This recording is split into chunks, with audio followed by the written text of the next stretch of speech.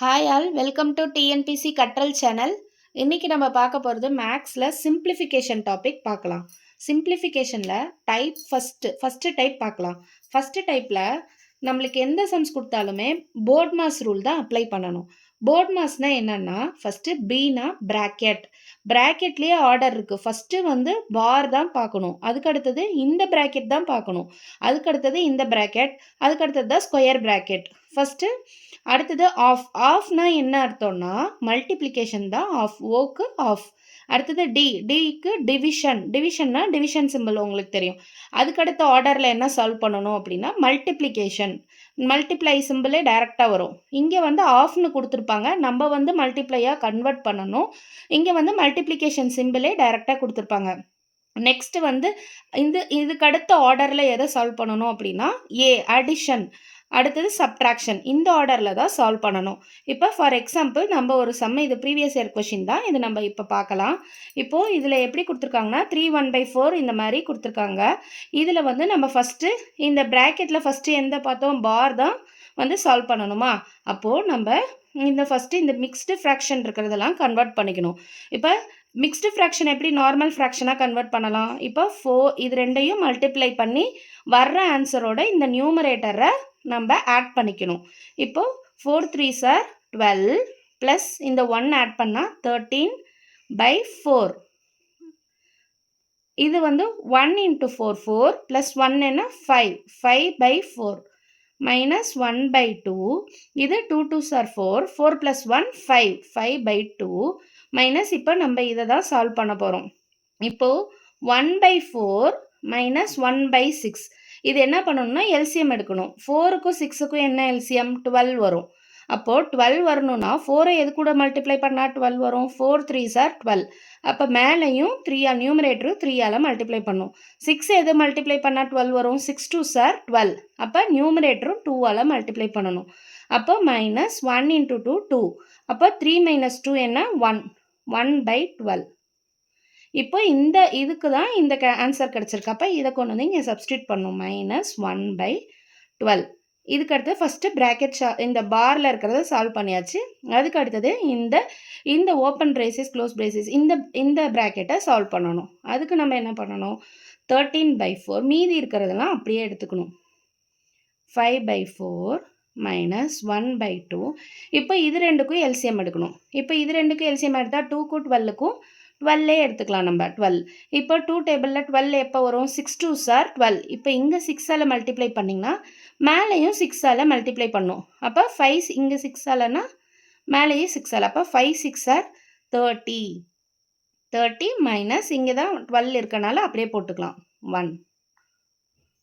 அடுத்தது 13/4 மீதி இருக்கிறத அப்படியே எழுதணும்.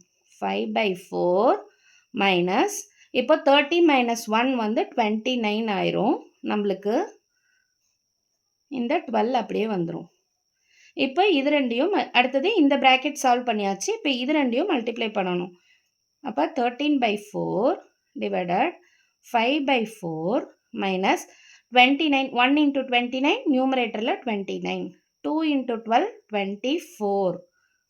அடுத்தது இப்போ இந்த கர்லி பிரேசஸை அடுத்தது சால்வ் பண்ணணும். அப்போ 4க்கும் 24க்கும் எல்சிஎம் என்ன வரும், 24 தான் வரும். அப்போது 24 எல்சிஎம். அப்போது இங்கே 6ஆல் 6 4s are 24. அப்போ மேலேயும் 6ஆல் 5 6 are 30 மைனஸ் இங்கே 24 இருக்கனால அப்படியே நியூமரேட்டர் எழுதிக்கலாம்.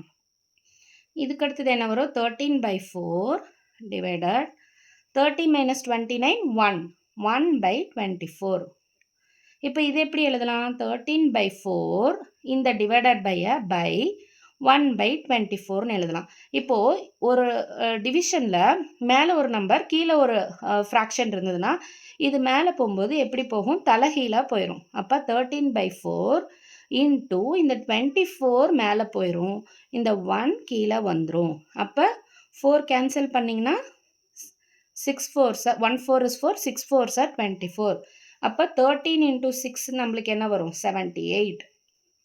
அப்போ இந்த சம்மோட ஆன்சர் 78. அடுத்து நம்ம பார்க்க போகிற சம், இது இன்னொரு சம் எக்ஸாம்பிள்.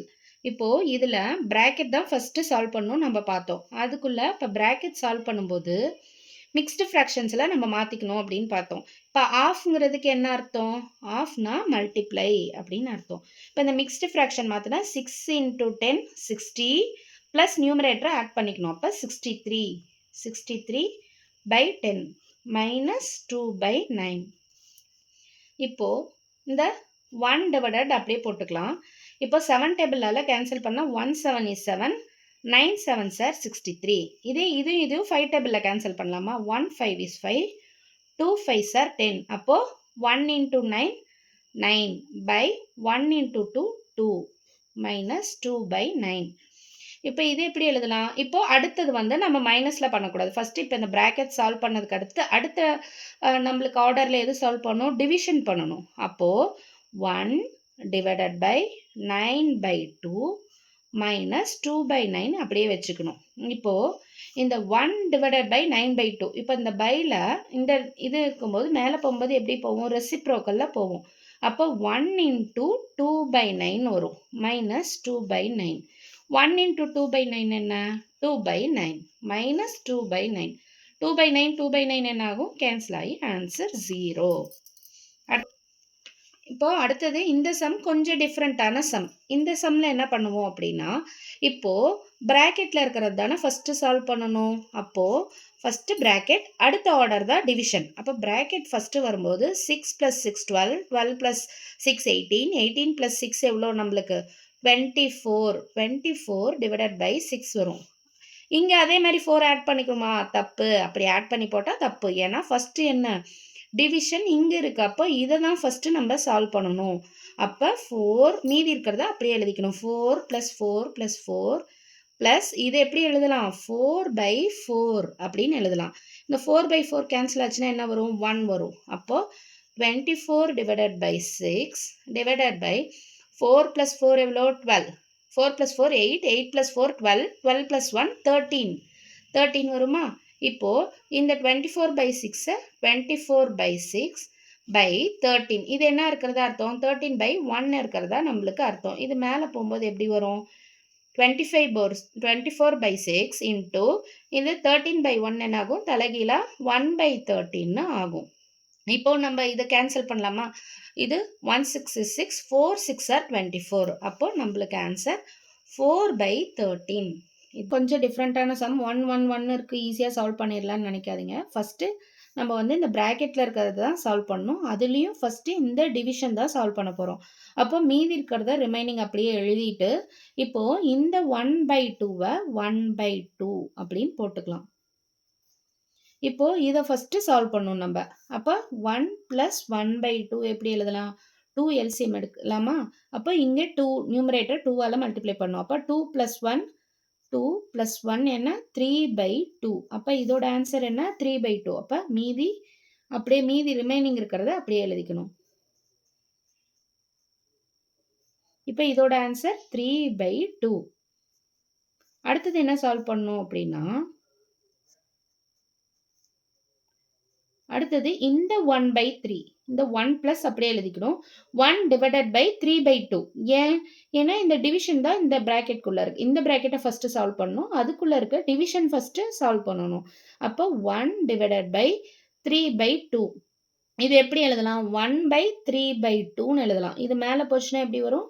2/3ன்னு வரும். அப்போது 1 + 2/3 அப்படின்னு எழுதணும். இப்போது அடுத்தது இது 1 + 2/3 எப்படி எழுதுவோம்? இப்போ 3 எல்சிஎம் எடுக்கணும். இப்போ இது இங்கே 3ஆல் மல்டிப்ளை பண்ணணும். அப்போ 3 1 × 3 3 + 2 = 5/3. அப்போ இதோட ஆன்சர் என்ன? 5/3. இப்போ இதில் நம்ம என்ன பண்ணணும் அப்படின்னா, இப்போ 1 டிவைடட் பை 5/3 அதை எப்படி எழுதலாம்? 1 டிவைடட் பை 5/3னா 1 டிவைடட் பை 5/3ன்னு வரும். அதை நம்ம மேலே போனால் 3/5ன்னு வரும். அப்போ 1 + 3/5. 1 + 3/5 எப்படி எழுதலாம்? 5 எல்சிஎம் எடுக்கலாம்.